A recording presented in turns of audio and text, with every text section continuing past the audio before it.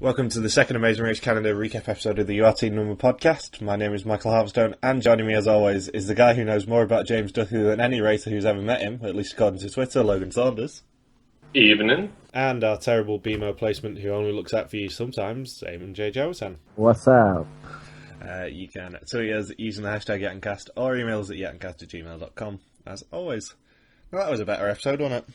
I really like this episode because it's so much intense compared to the last week's one. Yeah, they actually tried this week. Yeah, and they have language barrier as well. I've never thought Sabrina could speak Spanish. Yeah, we knew that from the preview that both of them could speak 4 languages. So previously, 12 teams set off on a race around Canada and the world. In Toronto, meeting James Duthie had one team member tongue-tied, which left Susan and Shanjeet and Max and Elias behind at TSN. A wet roadblock saw the other team members take the plunge, and in Cynthia's case, some bruises. Gino and Jesse won the leg, and Max and Elias fell short and were eliminated. I love how the season premiere got me in trouble with James Duthie of TSN. On Twitter, no less. I said to Michelle a couple of days ago that your semi-feud with James Duthie is like a gift from heaven when it comes to writing an intro about you. Yes. But yeah, for those of you who do not know what happened, I've been making a lot of jokes at James Duthie's expense over the past couple of weeks. Pretty much ever since the end of second season, I've said he's just an attention seeker. And I was just joking about this with Ginger from season 2 on Twitter last week. And then Ginger tweeted James Duthie saying, "Hey, what's wrong? What's wrong with him, Logan?" And then James Duthie just decided to tear into me because he doesn't understand my sense of humor at all. So now James Duthie apparently just absolutely hates me on the internet for no apparent reason. And, you know, I really hope you get cast on Talk, because then we can have an awkward Peter and Zach style "I forgive you" moment. Yeah, sponsored by Mentos. Mentos forgiveness moment on the mid-season reunion show of Season 5 Amazing Race Canada the next time that James Duthie hosts it. Never know, it might be the Harpies from the social again. We can hope. And what annoyed me with John Montgomery this week, normally he's like the most amazing guy ever, but he once again pulled out the old quote saying that this is the most amazing race that this country has ever seen. I don't know if I would go so far as to say that as of yet. I mean, Chile's impressive, but is it the best race they've ever seen? Probably not yet. So, teams must now fly to Santiago in Chile and find the Geo Adventure Park to find their next clue. And did you notice what money they had? They have $275 American for this leg of the race. Did they actually say in the US dollars? And Gino doesn't even know where Chile is. That's what you get if you train so much. Your brain probably mess up somehow. Yeah, isn't he the one with the geography degree as well? He is the one with the geography degree, yes. So anything that we said about them having too much of an advantage with his geography background, I think may have just gone out the window. No, anything you said, I said that they would be awful. Well, they still are the Volta Mussolinis of this season, but I am very happy to report that they have dropped in average placement to 6th in the season now. Did you notice the typo error with on screen during the episode when they introduced Santiago? I guess on that Google Earth map or whatever the heck they used, or when they show teams flying from one location to another, somebody freeze-framed it, and I guess it said Santiago. So there's an extra G in there. Somebody in production threw an extra G into Santiago. Santiago. Yes, Santiago, Chile. And also, did you notice the absolutely subtle product placement for BMO in this episode? Yeah, it was very subtle. I didn't even notice it. With the phrase, BMO is looking out for you, so here's $275 American. BMO's got your back. And so does Nick, according to Cynthia. And the first thing that Susan and Shanjeet said is that there's no way they'll come last on this leg. Yeah, they're alpha females. That's when I knew that they were going to get eliminated, as soon as I heard them say, "There's no way we can come last." Again. Oh, girls. So once they get to the Geo Adventure Park, they find out that it is a roadblock, which is Who Wants a Better View. And this roadblock, one team member must tandem paraglide over Santiago to receive the next clue. And we see language barriers galore. This is why the Amazing Race needs to leave Canada, is because people have to actually race, and people like Gino and Jesse aren't just going to finish first place in every single leg. But Logan, it's the Amazing Race Canada, not the Amazing Race Chile. Fact. So it's Matt, Leilani, Nick, Brian, Michaela, Gino, Kristen, Susan, Simi, Sean, and Amanda doing this roadblock. Sounds like 19 kids and counting when you list people that are doing the roadblock early on in the race, because there's still so many dang teams left. Too soon, Logan. What? Too soon for a Duggar joke? And Leilani's apparently not good with heights. And for the first of 2 appearances in this leg, we get a selfie stick. It's like Amazing Race 26 all over again. Once teams get back to terra firma, they find they must head to the San Miguel district and find a memorial to find the next clue. Caution, more selfies ahead. There wasn't really a whole lot to say about that roadblock, eh? Like, the only thing that they tried to do was fake us out that Lonnie wouldn't do it, but it was the shortest, will this person do it, or will this person not do it, clip that we've ever seen for a heights-related task. It's like it was like a half-hearted attempt to try and trick us, but it didn't happen at all. But I do find it hilarious that Lonnie, somebody who needs inhalers for asthma, just has trouble with water and trouble with heights, which happen to be 2 locations where people lack oxygen. So it all makes sense. I'm also very disappointed we didn't get to see Sabrina attempt that task. At least she didn't have to jog during it. But she had a very supportive partner when she did have to jog. And then I think we got like a Brian military clip for like a minute during the roadblock there, and that's probably why there wasn't a whole lot to talk about. Yeah, I think Brian and Cynthia are going to last a lot longer than we expected them to originally pre-season, because they just keep getting the... We're military, didn't you know that? Military. Is that like Beetlejuice? Like, if they say military 3 times, suddenly they're going to have like the whole camouflage outfit on? And once they get to the memorial, they find it's an active route info, which is take selfies featuring both team members in front of 5 specific murals hidden within a 10-block radius to get the next clue. And this task gives us some potentially all-time great quotes. This was a big troll on the part of producers, because they know how much the American audience hated the selfies in season 26 to the point that they removed them after episode 4 almost entirely. And then here Amazing Race Canada just has a task that's just about selfies. But yeah, we have Nick saying, I'm 35, I don't think I've ever taken a selfie. And possibly my favourite Amazing Race Canada quote ever. Taking a selfie is very difficult for Cynthia and I, because as police officers, we've not been trained in it.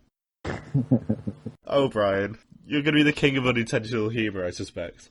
And, of course, Dijon and Leilani argue, and Brian and Cynthia have no idea. Because they're old. And the editing was a bit weird in this task as well.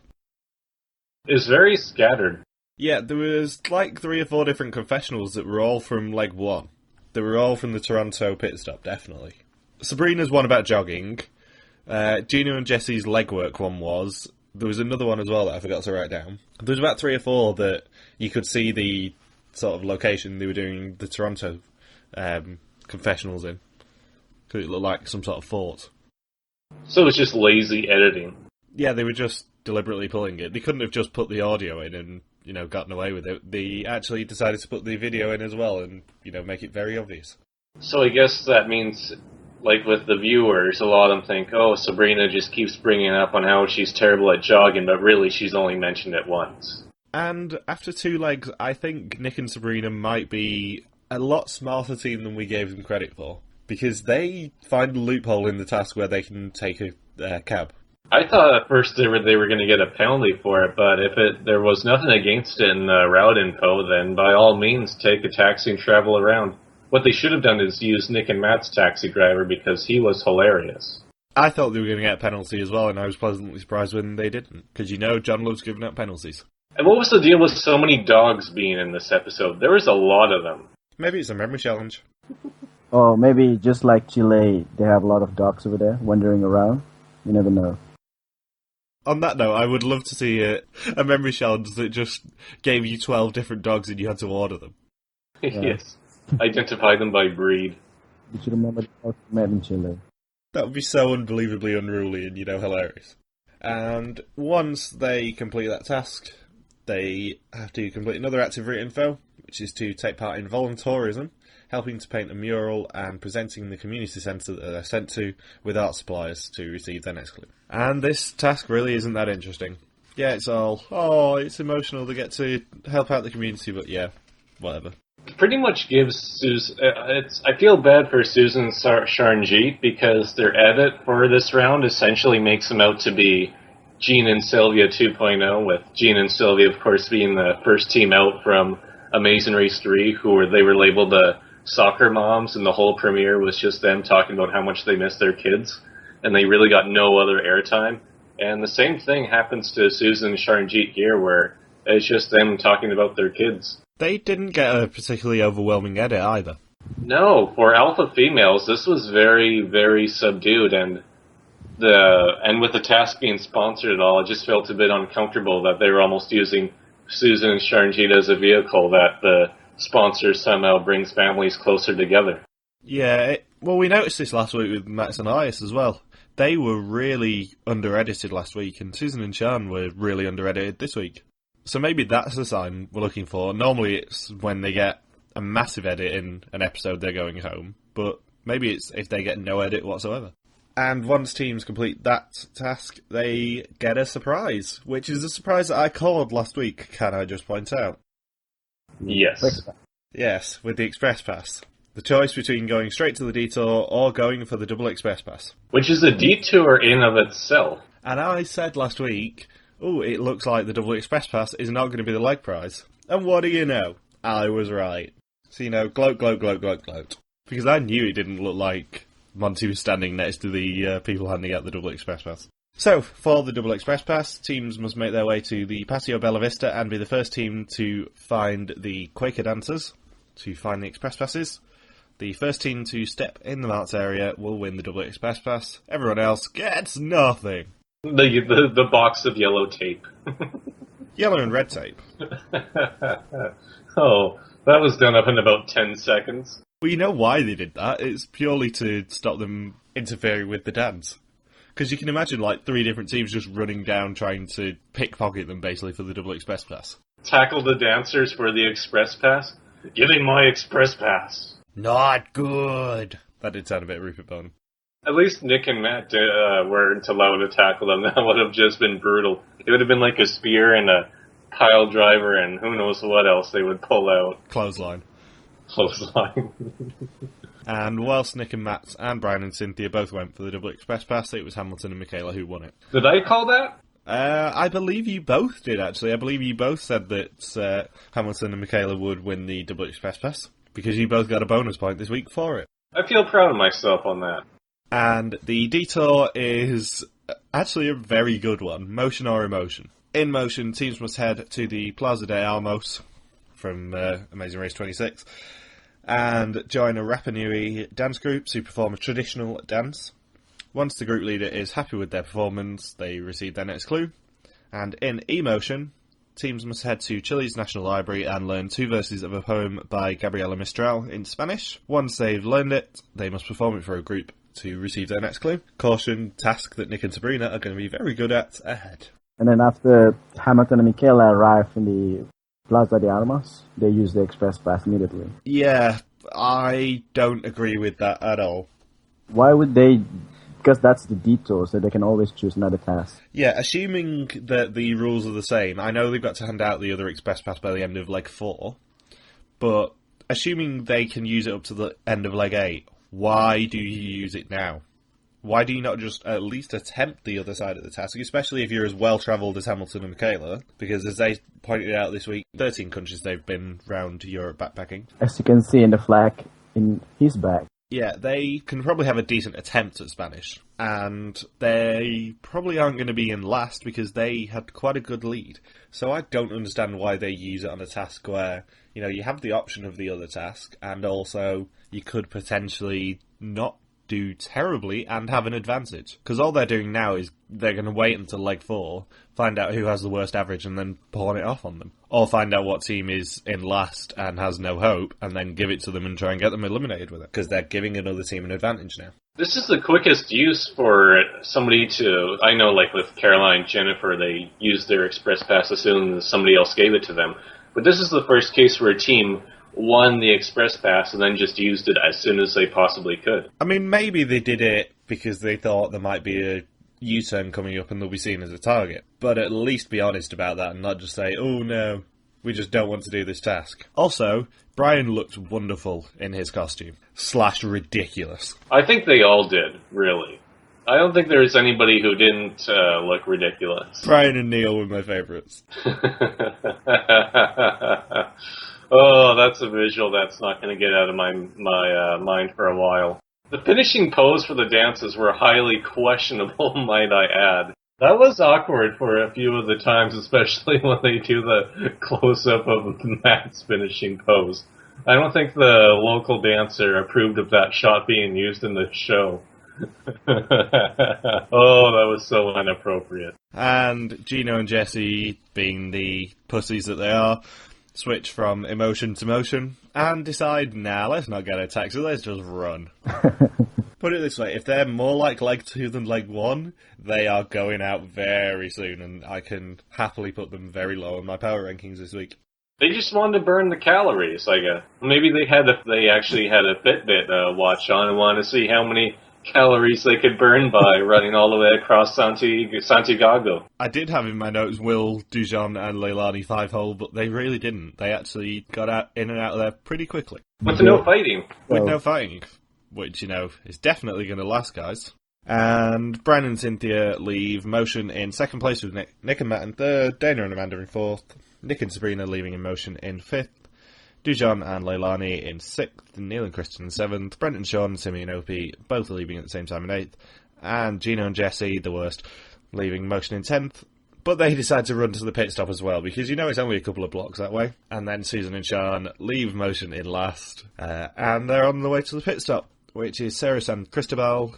The last teams to check in here may be eliminated. Brian and Cynthia couldn't really shake Nick and Matt the whole leg. Like, we already had the cargo incident from the cargo net incident from the first round, and then Nick and Matt are still trailing them all of this round. It's a good thing that Brian and Cynthia, though, got to do the detour separate from Nick and Matt, because if they all had a dance together, I don't think the clip could have been shown on TV. I love how you keep calling it an incident. It could be one of the more inappropriate things, but it's just a sight gag, guys. Well, it just reminds me of the scene from Wrongfully Accused, the Leslie Nielsen film, where he is hanging on to the ledge trying to escape police, and then he goes to across an open window, and there's a woman standing in the window, and then he has to grab onto the woman to try and get by. So it's just that type of sense of humor where I'm thinking, geez, a clip like this in The Amazing Race reminds me of how Leslie Nielsen would do his own version of The Amazing Race. It was just so awkward. The Amazing Embrace. So, because they use their Express Pass, Hamilton and Michaela come in first, and they win premium economy flights to Delhi. Which was already spoiled to be a location a little further along in the season, so it was pretty much an FU reward. And 6 months of free petrol again. But yeah, it's understandable why with Hamilton and Michaela, they really should have hung on to their Express Pass and try the poem task, but if it was going to be that difficult, then maybe they shouldn't have tried it at all. But with the dancing task, it's completely understandable why Hamilton didn't want to do it, because along with the same anthropology course I took where I had to see Ricky Lake experiencing a water birth, I also had to watch a documentary on transgendered people, or rather transgendered people from female to male, and the whole process that they go through in the surgery there, it's pretty understandable why you wouldn't want to be in an outfit like that. Oh yeah, I completely understand and sympathise with that, but just try the other task. It's a detour. They probably weren't that far away if the worst could actually run between them. It's worth in a detour at least attempting the other task before going, you know what, no, we can't do this. In second place was Brian and Cynthia, in third was Nick and Matt, and then Dana and Amanda get dropped off at the bottom of the hill, which is really nice for them, 2.5 kilometres away from the pit stop, and they get passed by 3 teams. That was a really Kelly and Christie moment, because in the Amazing Race 13, there was a time where Kelly and Christie drove to the bottom of the volcano in New Zealand, and they ran all the way up as a ton of teams passed them to the Maori roadblock. And then we have a similar situation here where Dana and Amanda are dropped off at the bottom of the fifth hill, and then they run 5 or 6 kilometres to the Garden at the top. I nearly get eliminated because of it. At least with Kelly and Christie, there's still a ton of time left, and teams like Marisa and Brooke, I think, were 8 kajillion hours behind everybody else, so it didn't really matter. But here with Dana and Amanda, they almost go home because of it. Yeah, so 4th was Nick and Sabrina, 5th was Dijon and Leilani, 6th was Neil and Kristen, and then Dana and Amanda finally got there in 7th. Brent and Sean were 8th, Simi and Opie were 9th, Gino and Jesse were 10th. Why couldn't it have been one place less? And Susan and Sean got eliminated. Is this the first time where a team played in 2 or more legs and ended up with an average of 11.0? I believe it is. That's sad. So Susan and Sharjit have a very crazy record after, 50-plus seasons or so of Amazing Race internationally. This is number 60, actually. Number 60. So, that's probably like 600 teams or so, and they're like absolute bottom for teams to play in 2 or more rounds. That's a record. You really got to give it up to them. 646 teams, to be precise. Glad we got a number. Yeah, I only know because I got it on my screen at the moment. And officially, Max and Elias have the worst average of any of the 646 teams. Now, what about the team that's like 14th place in Amazing Race Israel? Come on now. Their average is technically 7 each, because there was only 7 in each. Yeah, they did the old treasure hunters trick. I gotta say, though, the main highlight for me this episode is probably Dujon and Leilani fighting during the selfie task, with Dujon selfieing all over himself, and then Leilani just telling him to shut up and don't tell me to pick it up. And then Dujon referring to Leilani as the clue snatcher, so now she's even got a new nickname within the team. Exactly. So, next time, Argentina. Yay! And tango, football, and another nightlight. What I noticed with this episode, too, is that it's not even Argentina, and yet the Argentina music from the Amazing Race 5 was used during this Chile leg. So, for next round, they have to find a new soundtrack to use. Maybe they'll use a soundtrack that started in the Chile leg in one of the American seasons, just to confuse the viewer. Well, the reason that they are going to Argentina is because, as far as I know, they had to transfer in Buenos Aires anyway, when they flew to Santiago. So in order to, send them back anyway, they might as well go to Buenos Aires as well. And there was another hint that they'd be going to Argentina this round, because the community center where they did the whole painting task for this round, it was called the Recoleta, which was a reference to the Recoleta Cemetery, also from Amazing Race 5. So if you're paying really close attention, you would pick up on these really obscure references that people wouldn't make you think that you are too obsessive about the Amazing Race. And also appeared in Amazing Race Australia versus New Zealand's visit to Buenos Aires as well, at the end of the non-tango detour. I feel like we're on the verge of a conspiracy theory, but I don't know what that theory would be. They just love Recoleta. What annoyed me about Gino and Jesse the most this round is that they blamed it on bad luck that they were in 10th place.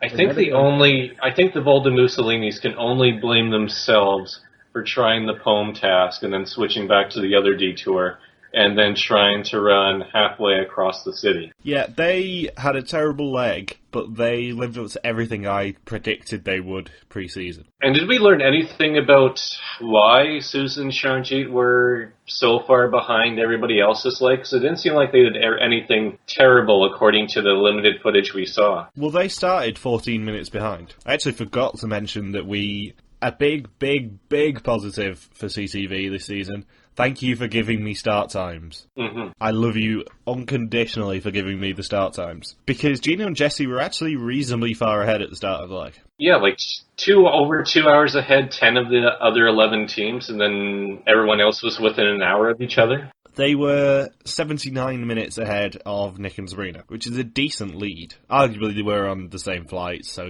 all that got down to 0, but it's their own damn fault. Because Susan and Sean were 14 minutes behind Neil and Kristen, who were 5 minutes behind Brian and Cindy. And has there been 11 teams on the same flight before? Because I don't think that's happened either. No, I don't think it's happened either. Dang Air Canada and their limited flights. Yeah, I suspect that might be changing next year from what I've heard. Really? Yeah, have you not heard the stuff with Air Canada? No, I have not. Their contract is only 3 years. Oh. So we're probably going to get WestJet next season, or no airplane sponsor. It's entirely possible that this could be the last season of Air Canada prizes and sponsorship, but I won't be surprised if Travelocity actually pick it up. That would be sweet. But I suspect we'll have a lot more variance in actually what flights we get next season and also what countries we go to. Yeah, they won't even need a gnome. They can just use Nick or Matt. Nick probably looks more like the Travelocity roaming now. Yeah, just put sunglasses or a fruit hat on him, and suddenly you have the Travelocity roaming Nick. Just don't have him near a cargo net. Or at least near Cynthia on a cargo net. It is entirely possible that we could have some massive variance in the flights next season. And I hope there's more variance in the tasks, because this round, the detour was essentially memorize this or memorize that. It's either you memorize the dance or you memorize the poem. I think the whole memorization thing is just getting way too extreme. Maybe they're just taunting them and there won't be a memory challenge. That could be it. And the most hilarious thing of all is that Jamie and Pierre from Amazing Race Canada 1 did tweet Susan Charnjeet on Twitter, dishing out some sympathetic love for them for being second out, and ultimately, much like Jamie and Pierre, they're probably not going to be remembered too well within about a couple months from now. So, a little bit of a pool update. Eamon somehow has soared into the lead with 16 points. Woohoo! Michelle's on 14, and Logan and I are both on 7. You guys need I got most of the order right. Yeah, it's not most of the order that counts, it's where your eliminated or where the eliminated team places on your list. And you had them third, I believe. But it was your bonus point from Hamilton and Michaela winning the double express pass that kept you away from the Michael Harmstone Memorial last place. Any guesses on who Hamilton and Michaela give their express pass to for next week? They won't be giving it out until leg 4. Yeah, I think they will just give it to Dana and Manda. That's all.